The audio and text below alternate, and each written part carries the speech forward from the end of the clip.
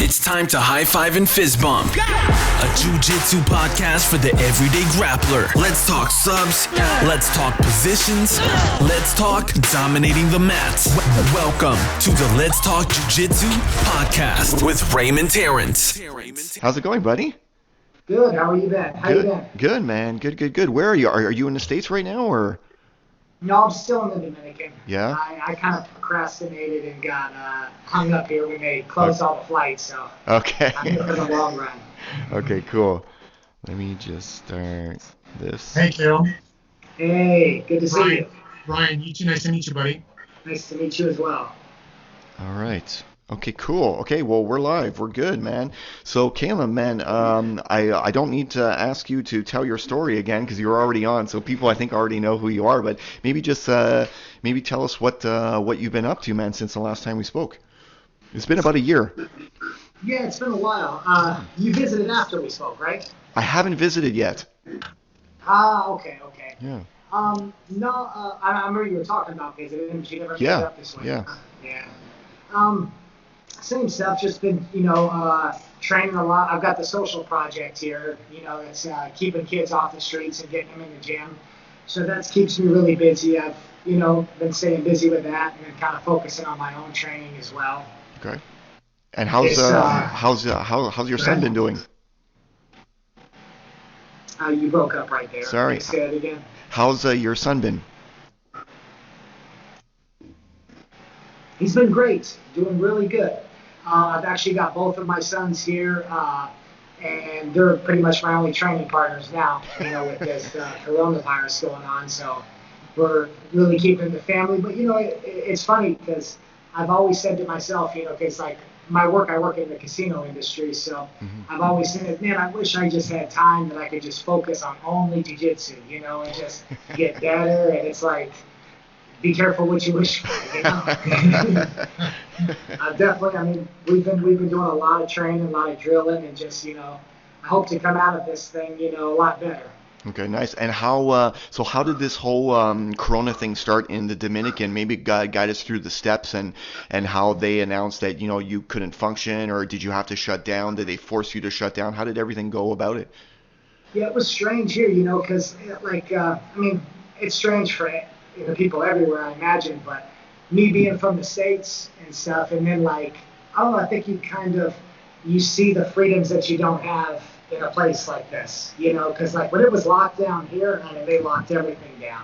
Right away they started saying, it's going to be like a 15-day quarantine, and I figured there'll still be flights going and stuff like that, and they just locked it down in a matter of a couple of days. There were people lines of people waiting to try to get on flights back. So I didn't, I thought to myself, I'm not going to go stand in lines around people, and take the shot of getting sick and stuff. So I kind of hung out. And I thought, being here in this kind of climate and everything, if I'm going to tough it out somewhere, it's the best spot. My home in the States is in Georgia. And, for a while, we were one of the top ones with the most cases, so yeah. I guess it's a good thing it kind of happened that way. And did the government shut everything down from A to Z? So what's yeah? Only thing that's open is hospitals, pharmacies, colmados, which are little neighborhood type small grocery stores. Okay. Just what they consider essential things, But it's a complete quarantine. So you're only allowed to be on the streets from 6 a.m. till 5 p.m. But it's gotten really, so I live in a gated community. I pay extra to live in this gated community, and they're so strict on it. They've got police inside the gated community, and if you're even outside walking on the golf course between normal hours, I'm saying 2, 3 o'clock in the afternoon, they're coming and taking you to jail.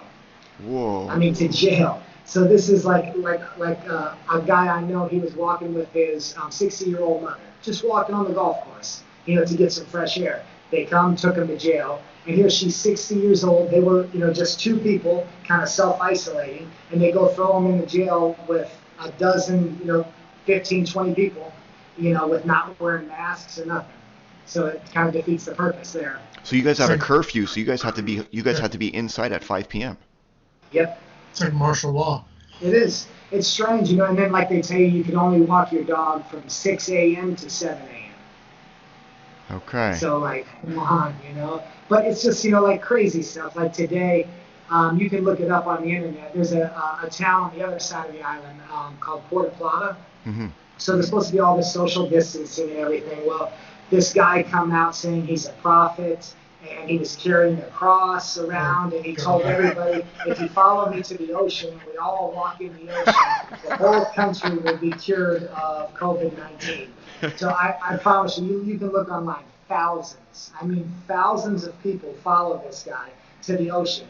So now it's like things were starting to get better, but probably in the next 12, 14 days, there'll be thousands of cases because they're not wearing masks because they believe this prophet's going to help them. So, Wow. You should have kept walking. Just fucking drowned. should have just kept walking all the way. We're And not going out. all dead. Wow.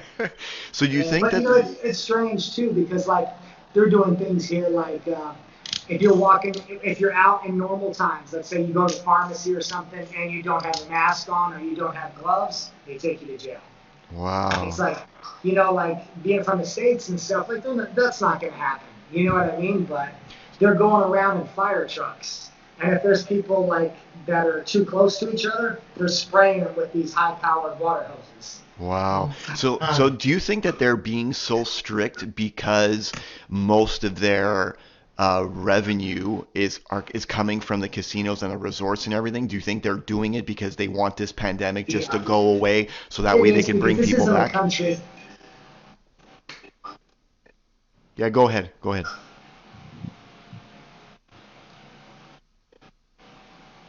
What were you gonna say? Now it kind of cut out a little bit. No, go for it, Caleb. Sorry, I Okay. think it cut out. Yeah, exactly what you said. This isn't a country that can survive for a long time like this. Mm-hmm. The only kind of like stimulus or any kind of thing, the way they're taking care of the people here is the government's giving like 5,000 pesos a month, which is like the equivalent of a little under $100 a month for these people to live on, and they can't even get that. Because they have to get a special card. It's just a mess. So, yeah, like where I live in Punta Cana, tourism is 90% I'd say 98% of the revenue. So they're trying to just shut everything down and be very strict and take aggressive action, which I'm for. I'm for this quarantine. I'm for being locked down because the quicker we can kill this here, the quicker we can get back to our normal lives, Yeah. So what are all these people doing that usually work in these resorts? How are these people making money? They're suffering. They're not getting anything. I've started a program.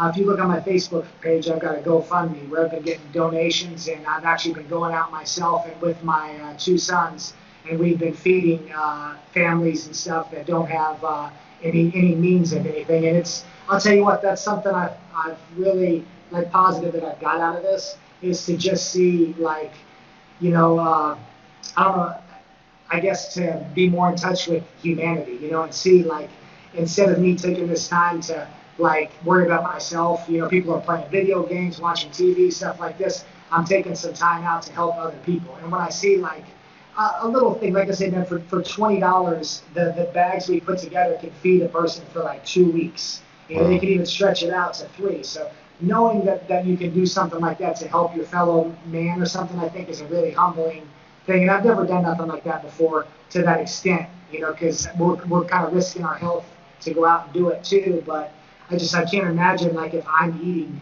I've got a house full of food and there's families and stuff that are there just starving. They're literally starving here and there's no help. Mm-hmm. Yeah, I could say obviously I'm gonna keep it on the down low because I know Brian likes to keep his personal stuff personal, but Brian's kind of in the same situation. He's been helping out people too in this, he's been going out and helping the seniors and stuff like that. But it's something hard. It's really hard to do because on one hand you want to help out, and on the other hand you want to keep yourself safe and keep your family safe. You know what I mean? So it's kind of like a big dilemma, right? It's a moral dilemma, right? And Sure. Especially where you're at. People to start off with, they're not making tons of money when they are working, right? Yeah. Yeah. They say the average Dominican lives on $1.50 a day. Wow. So it's But this area is a lot different than when you get into the inner areas because everyone here works off of tourism, so they get tips from tourists and they live a pretty good life over here. I mean, considering. And the thing about, let me tell you about like Dominicans, man, people in general, they're amazing people. This has been something that I've learned about too, that money doesn't buy happiness. Like I see these families and literally like they're over there waiting for food and stuff, but they've got a smile on their face, they're dancing, they're playing, listening to music, and it's like, I mean, I think to myself, I'm over here, thinking about buying a new car, or I've got to do this to make myself happy, and it's not. All those material things are going to just buy temporary happiness. Yeah. True happiness is, having your family and those important things that I see that these people are happy with. Do you find that the Dominican people are backing each other up and helping each other up? Like, what was it something? Because I know we spoke a little bit, and you told me that Dominicans tend to be a little bit rough around the edges, especially with the their current social situation. Now the fact that things are even more touchy, do you find people helping each other out a little bit more, or is the situation kind of the same where people are keeping their distance? It's they keep their distance. Okay. Dominicans are I don't want to class everybody in because there's a lot of I'd say the majority of the donations that I've got with my program have been from Dominicans. Oh wow. Other Dominicans. But it's strange, like you'll go to if you go to a supermarket and they have lines, for everybody to stand for social distancing. Mm-hmm. If you're 1 foot over that line, a Dominican woman will be quick to let you know. You know what I mean? So they're really they're really taking it serious. I'll give them credit on that. They're really trying to lock it down. Bryan, maybe tell Kaelum a little bit what's going on here. About the COVID situation? Yeah, maybe because it's kind of similar, right? Sorry, what do you want me to compare it to? I don't understand. No, I was just saying because like he was talking about the lines in the grocery store and stuff like that, and I went to the.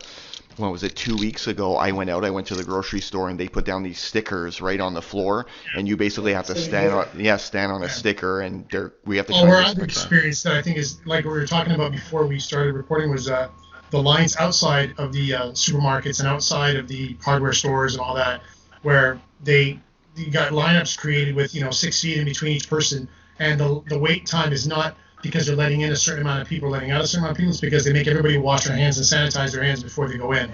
So I don't know if they're doing the same thing out there in the Dominican. I think it's pretty much these practices are being spread by word of mouth, by whatever, and people are seeing what everybody else is doing, and everyone's kind of following suit. Yeah, that's the same here, and they're allowing like 5 people in the store at a time. Yeah, I guess it depends on the store, but yeah, same idea. There's a restaurant that I actually go to here. Restaurants are allowed to be open here, Kaelum, as long as it's only pickup or delivery only. No in-dining room. You can't be sitting down eating. So depending on the surface area of the restaurant, I work in the restaurant industry, so we're kind of dealing with this firsthand now. And one of the ones that I go to locally, he's a very small dining room. He probably seats like 2, 4, 6, 8, 10, 12, 15, maybe 20 people in his dining room. So it's a small surface area. So for him now, there's a sign on the door that says 4 people maximum at a time. So if you look in the window and you see 4 people inside, you got to wait outside. And people are waiting in line and stuff. That's something I wonder about, how much this is going to change our lives in the future too, Mm-hmm. Is it going to become a normal thing to wear a mask every time you go outside, Right. Yeah. And, I was talking about this with Fred today, actually. I spoke to Professor Fred. Fred is our main instructor, Kaelum, at Brazilian Top Team here in the Montreal area. And I was talking to him today about his pool, actually, and we just started talking about stuff from 6 feet away, of course. And he was saying he's coming up with ideas to get ready to reintegrate into this new practice. And he actually had a very good idea. But I told him, I said, it's very ambitious of you, though, to do that. But if you can do it, that would be great. And he said maybe getting like clusters of either by family, because there's a lot of parents that do jiu-jitsu and the kids also do jiu-jitsu. Sure. Myself included. I do jiu-jitsu. My 2 sons do jiu-jitsu. My wife was wanting to get into it. She bought her first gi right before this hit, so she didn't even attend her first class. But he said, like example, I would get you and Maria and your 2 kids. You guys come in, and it's almost like a private. He goes, I keep my distance with a mask. We go through drills. We instruct you guys. You guys are all together because you live in the same household, so it's fine. I think that's a fantastic idea. And I said maybe eventually, also within Fred's Academy, there's a lot of parents that are relatives together, like their cousins or something like that, and their kids are cousins, and they go, they go to the classes together. Well, you can eventually maybe just increase the clusters slightly and have two sets of parents with their kids come together because they're relatives and they're close and they're together, and maybe that's what it'll graduate to, and eventually increase the size of the clusters until then maybe a vaccine comes, and then everybody, everything starts to go back to normal a little bit. Sure, it's scary. Like, I can't imagine how many people have lost their businesses, especially, like I said, the jiu-jitsu industry like this. I encourage, like in any podcast I've done, or like I've been teaching online on Trap BJJ. I teach there on Thursdays and Saturdays. But like I've said, if you're a member of a gym, keep paying your membership, even though this is going on, if you have the means to, because these academies, they're suffering now, and who knows when they're going to start looking at us as essential. We can open. I was strange, like when this all started, and I was believing it's a big hoax and, into all that stuff. But when I saw Hodger Gracie got it, and he's calling like, the ambulance, and I'm thinking like, man, for Hodger Gracie to call an ambulance, then this thing's got to be pretty serious. Wow, I didn't know about that. Yeah.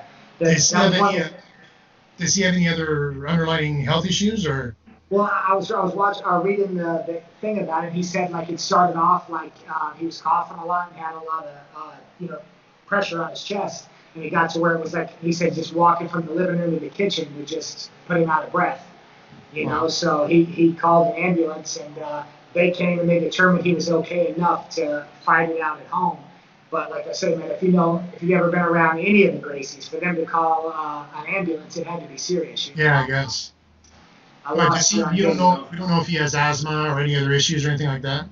I don't know if he has any underlying issues, so I don't know, because that's the thing too. Is like it seems like all the people that are having the bad stuff had some kind of underlying health issue, like diabetes, heart attack, or things like that. I'll give you an example, like because I've been watching a lot of conspiracy stuff, but still, I seen a good thing on.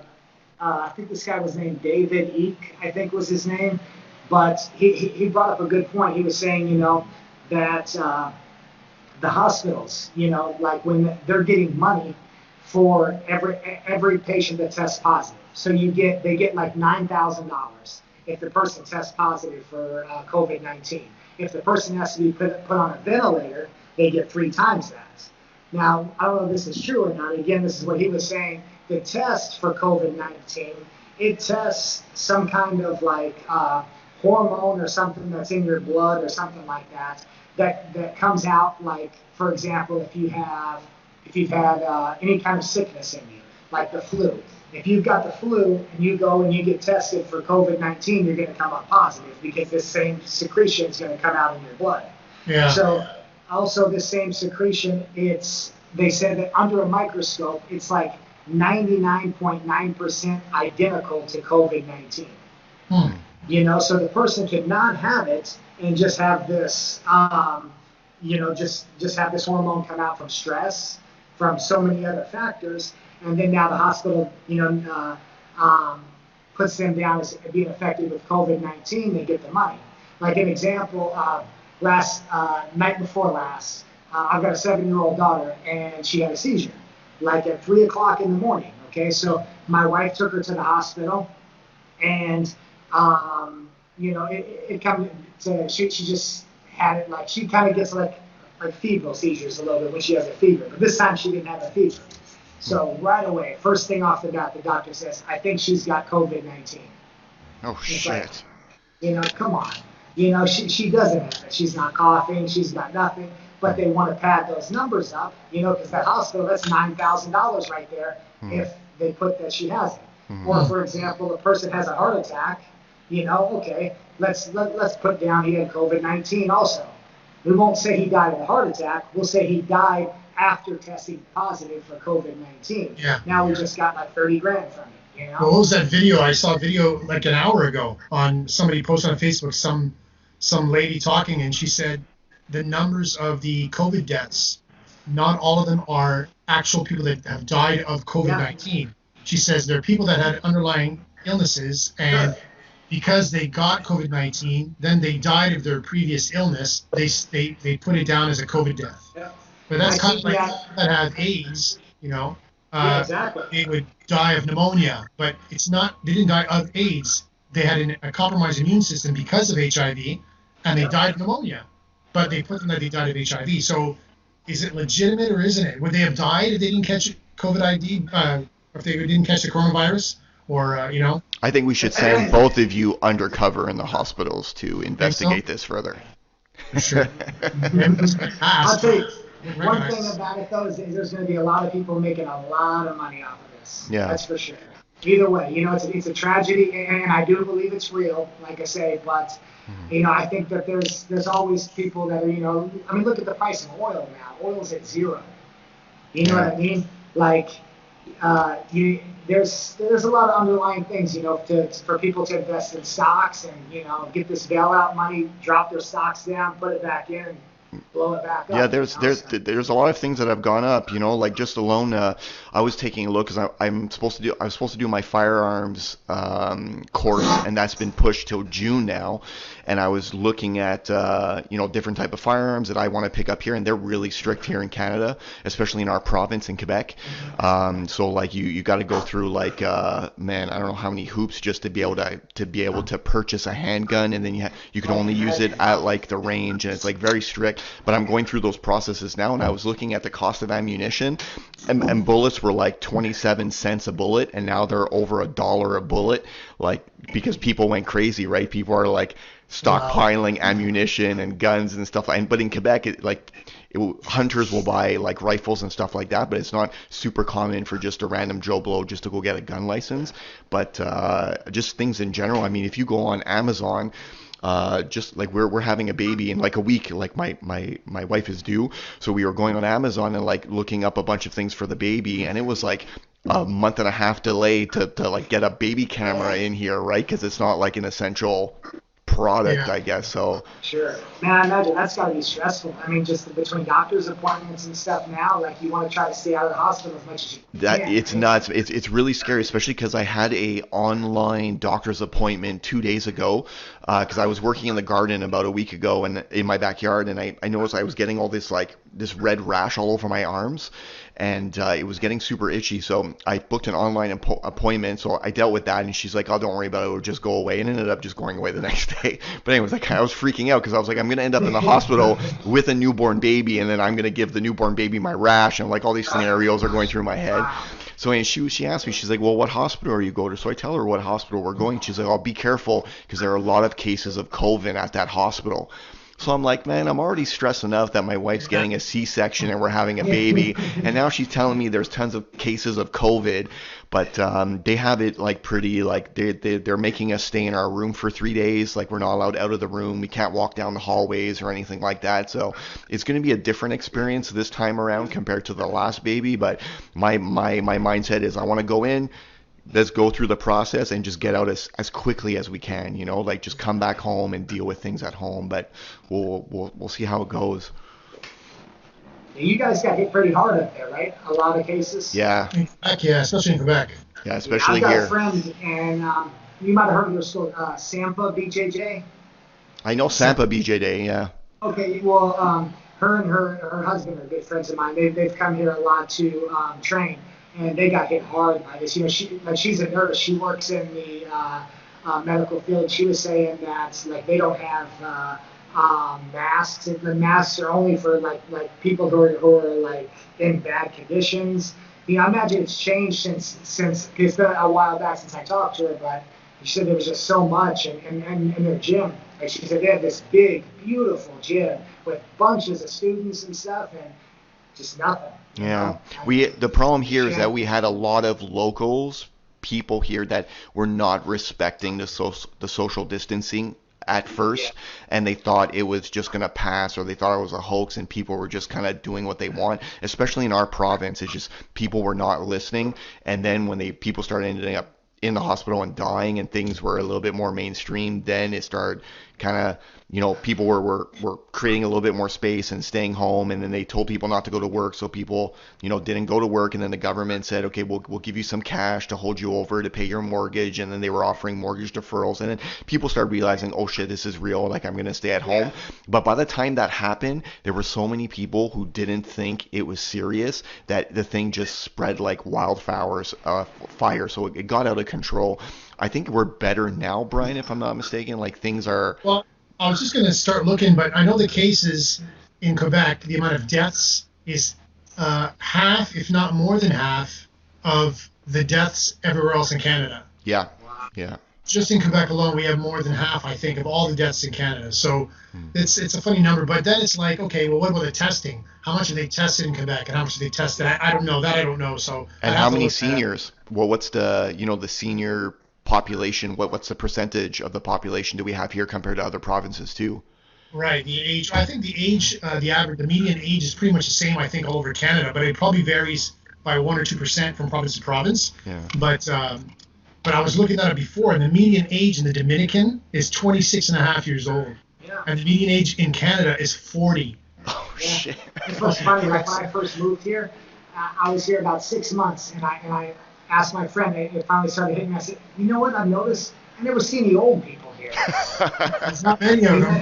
Like, where are they at? Do they just do they just not make it past 25? Yeah. Whatever, But it's a really good country for that, because it's like the mother and the grandparents, things like that. They stay home, and the kids go to work and take care of them, and they send their money back and take care of them all the time.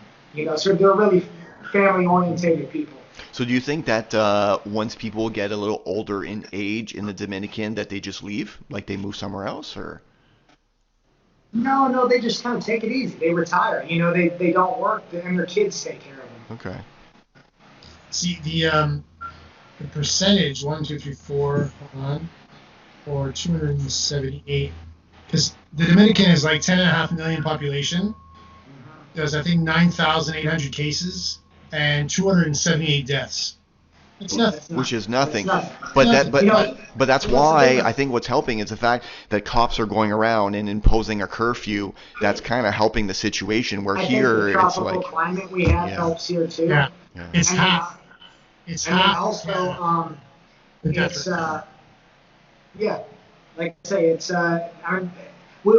for us, it's more deadly malaria and dengue fever. You guys have dengue in the Dominican? Yeah, we have malaria, dengue, chikungunya. All of these things are killing more people than coronavirus. Yeah. But still, it's definitely, man. Like I say, it's almost a lot of times like it's a dream. It's hard to believe in our lifetime something like this would happen. You know what I mean? Yeah. How do you think things are going to go back when it comes to jiu-jitsu? Like, that's probably going to be the last thing that's going to reopen, right? Is your jiu-jitsu school, right? I think so. Yeah. They're not. Like they're taking the state I live in the States is Georgia, and we're one of the first ones that's completely opening up. I feel like they're going to be like test dummies for the rest of the United States, to see how it is. I kind of think it's a little premature. That governor just wanted, like the president, I guess, gave it up, said it was up to him if he wants to open, go ahead, But I think that's going to be the test for the rest of the United States to see how that goes. But in my opinion, I think it's kind of premature. I think they should wait it out a little more. But I heard the same of Washington. Could it be? Am I right on that? I think so. I think Washington. I think maybe Texas is going to do the same. I might be wrong, though. They got open carry. They're just going to fucking shoot coronavirus. Yeah. But it is in Georgia. It's like my father-in-law. He lives right down the street. He's got an arsenal, so he's been preparing for the past 40 years for this thing to happen. So do you think? It's obviously going to be a while before you're going to head back to the States, I guess, too, right? Yeah, because like right now there's no flight. I mean, they have a flight that comes like once a week, but to take this flight, you got to go to Santo Domingo, which Santo Domingo is where pretty much all the cases are. It's about 3 hours from here. It's the capital. So now you got to take the risk of going to Santo Domingo, wait in lines because any Americans that are here or whatnot are going to be taking that flight. So then from there you go to JFK. And, New York, that's like the Yeah. hub of it all. So for me, it's like I'm going to take all those risks to get back to Georgia, or it's just, sit here and kind of tough it out. I mean, it's perfect weather for it. Like when you're reading the numbers, we really don't have a lot of cases. And I think our climate has something to do with that. It's hard for it to live here, and we'll see. Do you have a lot of tourists that are stuck there, or is everybody flown back home?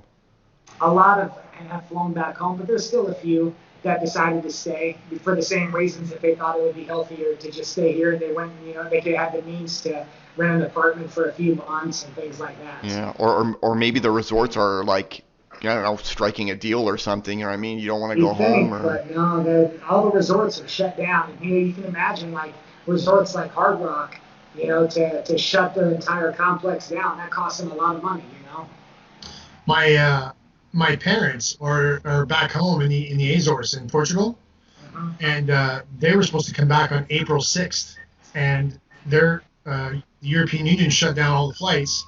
So the only airline that goes direct from the Azores to Montreal is SATA, and the European Union closed all the flights, so they were pushed to May 7th, I think, and then they just heard last week that it got pushed to June 6th or 7th. Oh my God. wow. So my parents, they go every year for 7 or 8 weeks, and this is turning into, instead of 2 months, it's turning into 4 months now. Yeah, well, it was like that here too. There were a lot of people in resorts that were stuck, but they pretty much, did things with the embassies and stuff and chartered flights and got everybody out of here. That, was supposed to be home, didn't want to be here, I guess. Yeah. How's the jiu-jitsu school been going before this whole epidemic? Have you seen any growth? How are I know you had some guys doing some MMA. I think your son was doing some MMA too. Yeah, school was taking off really good. MMA program was really taking off. My son's had 4 professional fights now. He's 3-1. Nice. And he was in a Grand Prix for the 155 title. He's in the semifinal now for that. But I think that's going to be probably pushed off till they're talking about like October. But what we'll probably do with him is, because Florida is supposed to be opening up MMA pretty soon, so he might fly to Florida and try to compete somewhere out there. But yeah, other than that, school, it's been going good. It's been, every week it's, for me it's mainly tourists, so Yeah. it was, this hit at right a time when like tourists were coming all the time. I had a group of 40 people from Kazakhstan that were coming the week this happened and it canceled, Wow. And how about when it comes to jiu-jitsu? I know, you rely, like you were saying, you're relying mostly on tourists that are coming in. You have your regulars that are coming in. Are these guys attending your online classes? Do you have a lot of people attending? Or is it open to all? Or Yeah, that Trap BJJ is a good site. They put that on. It's free to join, so like I said, I'm teaching class there 2 times a week. And I'm actually using this time too. I've been wanting to do an instructional for a lot of years and just never really had the time to do it. So we're going to finish up filming on that probably tomorrow. Nice. And then I'm going to start putting that out and stuff. So yeah, and like I said, a lot of my students will do online privates. Okay. So and then I'm still training with my boys. So that's keeping me, I guess from going backwards. Nice. What's your instructional going to be on? It's going to be on sneaky submissions. It's something that I haven't seen anybody else put this out, because you get, there's guys in the gym, the guys who buy instructionals are white, blue belts, stuff like that. And all of them want to see a technique that's going to catch that asshole brown belt in the gym that just smashes you every day, So that's what I'm going to do is I'm going to put together a lot of them, just sneaky submissions that people don't see coming, stuff that I've used. Like I can remember when I first used a baseball bat choke, for example. Like Something Ray is familiar with. I was a blue belt and I tapped a black belt with it. I remember it was one of the greatest achievements of my life. I thought to myself, oh God, Yeah. So I want to be able to pass that on, like I say, because a lot of times instructionals, they'll show techniques that are great techniques, but it also depends on your body type. It depends on your game. You can't just watch this instructional and then all of a sudden it's like my game's going to change. But you watch these sneaky submissions, I can guarantee you're going to tap a higher belt. that doesn't know, that hasn't seen the same DVD. You Nice. know, you may not tap him every time you roll with it. You get him once. You'll get him once. And like you said, hey, when I was a blue belt and I tapped that black belt, that's all I needed at that point in time. Yeah. I think that's what kept me coming back to class. It's funny that you mentioned sneaky submissions because I was watching a little documentary you can see on YouTube on Carlson Gracie Jr. Mm-hmm. And it was like a 1 hour thing. There's an amateur film doc guy who does jiu-jitsu, and he did this little thing with him. And at one point, Carlson Gracie Jr. was showing some techniques on the mat. And one of them he showed was I guess it's the paper cutter choke. What's the real name for that? Mm-hmm. Paper cutter, blade cutter. Yeah. So one of our professors, Professor Phil, just want to throw that out there, Professor Phil Siegel, he loves that submission. And when I first started with him, he would fuck me up with that every time, and I kept falling for it. He'd have different setups. Well, Carlson Gracie Jr. showed a setup from that one that was really interesting. And I didn't see it coming. Even when he started doing it on the guy, I didn't see that that's what he was going to do. So I can't wait to be able to try that on Professor Phil. That's why I say, like, when you're watching a video and you do see some kind of submission like that you see it's a sneaky one that you can get to the guy don't see coming. When you set that up and you actually hit that on somebody, to me that feels better than anything. You know, so that's why I really think this is something that'll people will get a lot of interest and they'll have a lot of fun with. Nice. Do you have a site that you're going to release it on? Do you know where it's I'm going? actually going to release it myself. I'm when I was at Worlds last time, I actually had a conversation with Kit Dale, and he was talking a lot about how he puts out his own material, and he brought up a good point. He said, look around. He said, you see all these guys out here. He said they've got world championships. They're way more known and all this stuff. He said, but I promise you, I make more money than all of them. And I thought to myself, that makes a lot of sense. Why am I gonna produce a DVD, put it all out, and I give it to somebody? They get 70% of the profits, and they get to cut me 30% when it's all my materials. Mm-hmm. Yeah. Oh, for sure. And you think now with the way the internet is and marketing and stuff, you can do all that yourself and keep 100% of the profits for a small investment. Yeah, for sure. We can definitely talk about something. Maybe we can offer a discount code through the Let's Talk Jiu-Jitsu podcast, and maybe I could kind of send that out there. So when you do have it ready, let me know, and maybe we could work something out. Yeah. Question: this Trap BJJ thing. Yeah. Is that just a platform? It's just like a website that allows anyone to do classes, or how does that work? Well, it's a private group, but if you send a thing, they'll pretty much open you to come there. But they've had some high-level guys. Joel Hosher was doing an interview on there today. Jared Dobb, my instructor, Abraham Marte. A lot of guys, get on there and show. It's just, like I say, it's a platform that they're sharing their art, and not, it's not monetized or anything now. So I like that aspect of it. It's just people who kind of want to give back to the community. Yeah. Yeah, because a lot of people are using Zoom. I don't know about if most people are using Zoom, but most people are on Zoom. I'm doing the same thing. I'm giving a few classes a week. I'm doing like some no-gi stuff. I'm doing some gi stuff twice a week too, just to kind of keep my students entertained and to let them know that I'm still around and that jiu-jitsu is coming back, and I hope to see them back. But again, I posted it on Facebook, and I got a few messages from instructors and academy owners who were like, thanks for sending me the link. I'll offer it to my students, but to be honest, I'm not interested, and I don't think my students are. And these are academy owners who are like really shutting off the idea of doing things online. I don't know if it's too much of a hassle, or maybe they don't have the technical background, or maybe they don't have a webcam. But I mean, I've gotten a few messages from people being like, hey, how have your online stuff been working? Because I've been asking my students and they don't seem interested, and I don't think there's any value in it. So have you gotten good feedback from people when it comes to the online stuff, or? I've gotten pretty good feedback, yeah. Okay. I don't know. It's weird. I think academies maybe are a little afraid of it, thinking that people will want to stick to the online stuff, and not get back into the gym, But I don't know.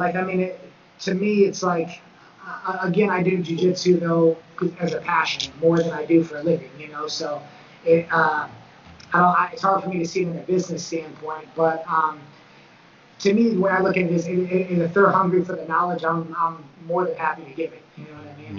Yeah, there actually might be something there that I think about it. When you have people vacationing and coming to your academy and training while they're on vacation, offering them an online outlet when they do go back home, and you're kind of in their mind also. I don't know if there's something there. I've never really thought about it, but I thought about that as well because it's we get a lot of people, from places, countries I didn't even know existed. You know what I mean? And they'll have a jiu-jitsu academy there. There'll be a group of 6 guys that just train in a basement, and they watch old school Gracie videos and stuff too. So it's like they come there, and it's like I'm the first black belt they've seen. Yeah. You know what I mean? So I think that there's a lot of that's possible, and things can move into the future like that with online stuff. Who knows how this Corona's going to make things with gyms and stuff too. But. Mm-hmm. There's a big market out there, and I think everybody's learning now it's a really untapped market, for online training. Because a lot of people are doing it in the fitness industry, but my instructor, Abraham Marte, is a personal trainer, and then my strength and conditioning coach is one of the top 5 strength and conditioning coaches for grappling athletes. And he's moved everything to online, and he's doing pretty good with it. And how have you been keeping up with your training apart from jiu-jitsu? Are you still doing any weight training? Yeah, I do all my weight training at home, which he sent me like a routine of some things to do and stuff. And it's hard to stay on the refrigerator. It's the bad part. It's difficult because I got all that extra time on my hands. It's like I get bored, so I want to eat. But I think everybody's in the same boat there. I'm staying pretty fit, with training and everything at home. And then, I've still got access to my gym. Like we're not supposed to be training, but we still go, me and my sons, and we go there and train, just the 3 of us. And I've got everything there, to stay in shape. Yeah, I think most academy owners are doing that, especially if they're putting out online content. They're still opening up. They're going inside with, their kids or maybe a teammate or someone and filming some stuff and sending out some content to people. I don't think it's a bad thing. I know you're not supposed to leave, but like if you're paying rent and you have an academy, I mean, why not just go alone? I mean, you might as well, right? We just came out here in Quebec. The government just put out a plan for April, May, and June to help small business owners pay their rent. So they're going to pay for 75% of their rent, and the academy owner only has to pay for 25 for those 3 months. So it's a pretty neat program. It's really helping them out because everyone was getting pretty slammed, especially the jiu-jitsu. Because I mean, when you take a look at jiu-jitsu and what we do on a day-to-day, we're literally going to be the last people that are going to be back on the mats. If you talk about businesses. Well, I was thinking before, I used to be, before I got into the casino business, I was a promoter for festivals, fairs, and things like this. And that's an industry like the carnival industry, the entertainment industry, that's going to take a huge beating from this, Yeah. Like, I don't know when they're going to allow festivals, gatherings of people like that to go. I mean, these people, like, for example, Disney World. I seen something the other day. I think they're closed until 2021. How many people that employs, it's like, wow.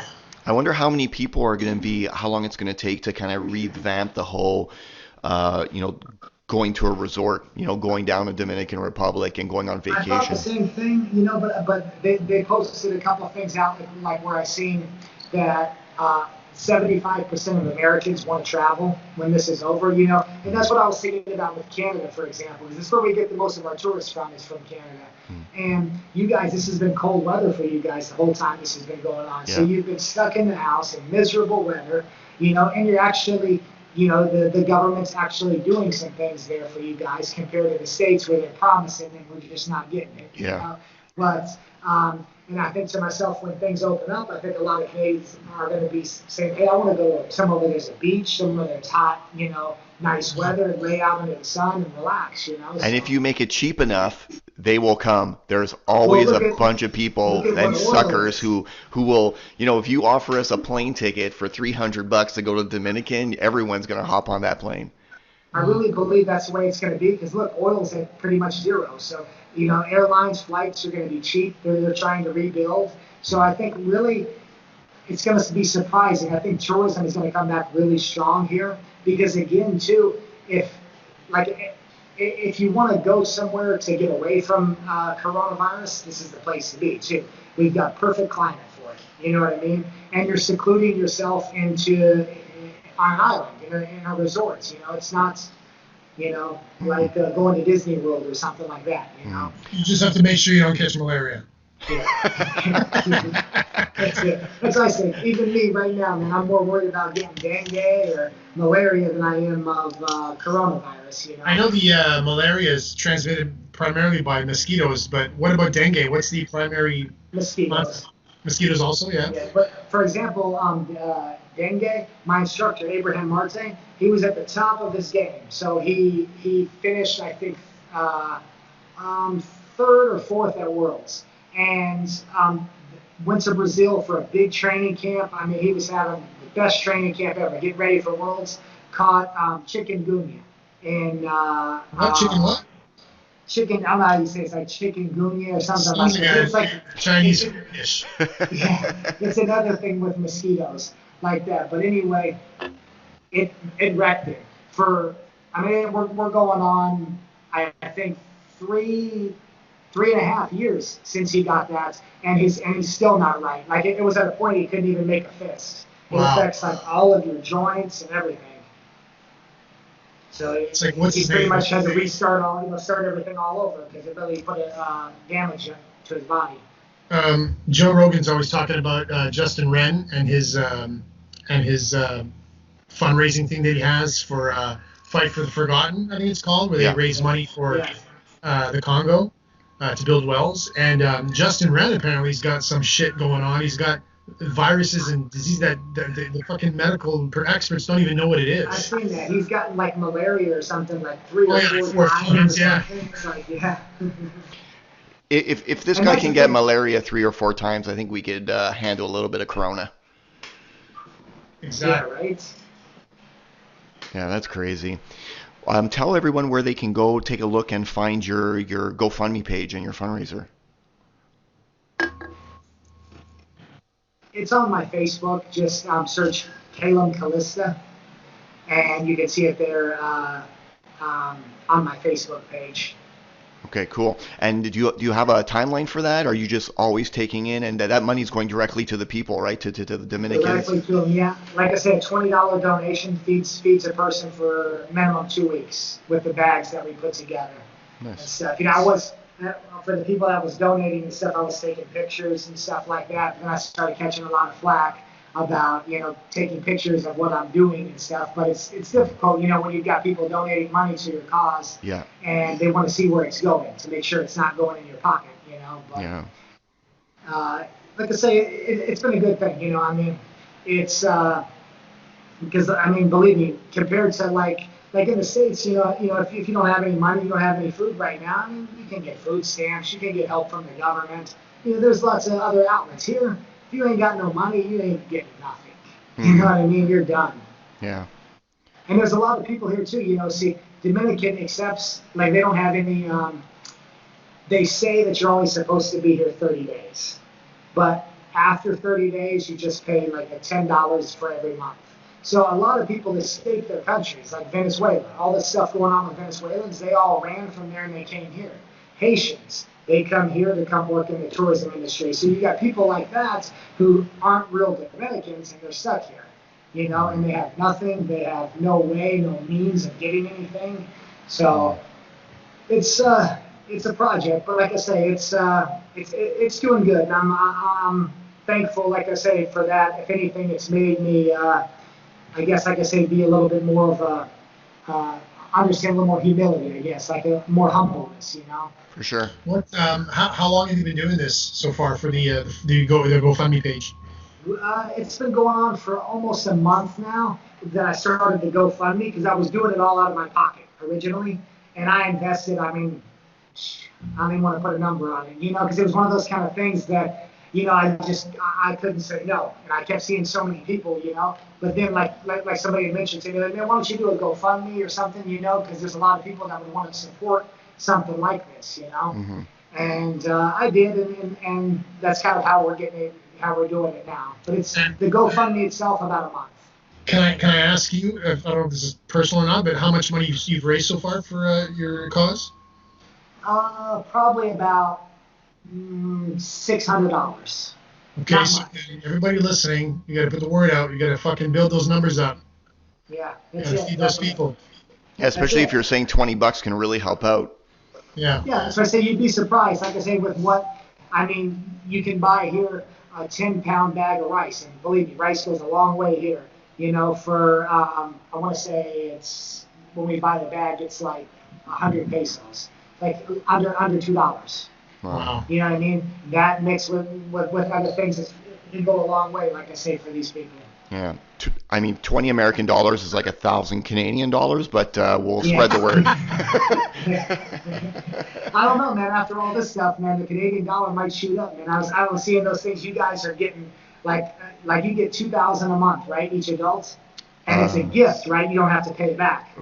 Well, so far we don't have to pay it back, but something's going to happen, I'm sure. Yeah, that helping hand has got a dick in it. Oh, yeah. Not tax free. It's not tax free. Okay, because as I said, at the end of the tax, we have to pay ours back. At first, my stimulus come, and they said they were going to take it for student loans. So, like, I had to go get on it. Like, you can't, and argue that. So then they were going to reissue it. And, man, I still haven't got any stimulus. My daughter got hers, but we'll see. All right, man. Well, thanks for coming on, Kaelum. I really appreciate it. And I'm going to make sure I'm going to share the link for the GoFundMe. I'll share it on the podcast page and on my personal page. And guys, if you get a chance, go take a look at Kaelum Kalista's page. And if you can donate and you do have the means, even if it's just $5 or $10 or whatever you have, I mean, anything helps, especially to a lot of these people who don't have any cash and any means to feed themselves. It would really help out. And if you want to check Kaelum out, he's got a bunch of videos on YouTube. He's got tons of instructionals. He's got some free sneaky stuff actually on his YouTube page that I have seen. But make sure also, Kaelum, that you send us the link for that instructional when you do release it, and we'll do our best to send it out there too. Okay, definitely. All right, man. Well, thanks. Be safe.